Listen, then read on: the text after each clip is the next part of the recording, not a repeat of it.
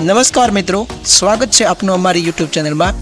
મિત્રો, સહારામાં રોકાણ કરીને ફસાયેલા લોકો માટે એક સારા સમાચાર આવ્યા છે। સરકારે સહારા જૂથની સહકારી મંડળીઓના નાના થાપણદારો માટે ઉપરની મર્યાદા 10,000 રૂપિયાથી વધારીને 50,000 રૂપિયા કરી છે। સહકારી મંત્રાલયના એક વરિષ્ઠ અધિકારીએ બુધવારે આ માહિતી આપી હતી। સરકારે અત્યાર સુધીમાં CRCS એટલે કે સહારા રિફંડ પોર્ટલ દ્વારા સહારા જૂથની સહકારી મંડળીઓના 4.29 લાખથી વધુ થાપણદારોને રૂપિયા 370 કરોડ જારી કર્યા છે।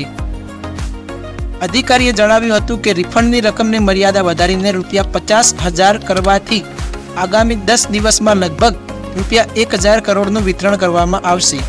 ગયા અઠવાડિયે નાના થાપણદારો માટે રિફંડની રકમની મર્યાદા રૂપિયા 10,000થી વધારીને 50,000 રૂપિયા કરવામાં આવી હતી।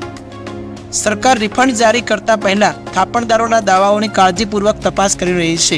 સર્વોચ્ચ અદાલતના આદેશ બાદ CRCS સહારા રિફંડ પોર્ટલ 18 જુલાઈ 2023ના રોજ સહારા જૂથની 4 બહુરાજ્ય સહકારી મંડળીઓના વાસ્તવિક થાપણદારોને નાણાં પરત કરવા માટે શરૂ કરવામાં આવ્યું હતું।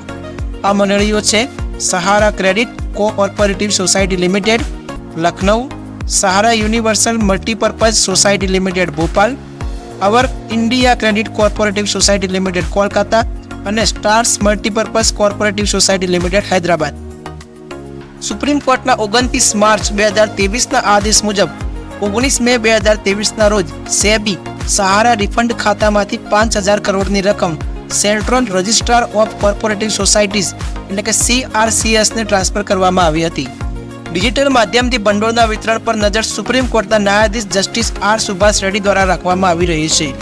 સરકારે અત્યાર સુધીમાં CRCS સહારા રિફંડ પોર્ટલ દ્વારા સહારા જૂથના સહકારી મંડળીના 4.29 લાખથી વધુ થાપણદારોને રૂપિયા 370 કરોડ જારી કર્યા છે। અધિકારીએ કહ્યું કે રિફંડની રકમની મર્યાદા વધારીને 50,000 રૂપિયા કરવા સાથે આગામી 10 દિવસમાં લગભગ 1,000 કરોડ રૂપિયાની ચૂકવણી કરવામાં આવશે। તેમણે કહ્યું કે ગયા અઠવાડિયે નાના રોકાણદારો માટે રિફંડ રકમની મર્યાદા 10,000 રૂપિયા વધારીને 50,000 રૂપિયા કરવામાં આવી હતી। 29 માર્ચ 2023ના રોજ કોર્ટના આદેશ હેઠળ 19 મે 2023ના રોજ સેબી સહારા રિફંડ એકાઉન્ટમાંથી central registrar of cooperative societies એટલે કે CRCS ને રૂપિયા 5,000 કરોડની રકમ ફાળવવામાં આવી હતી।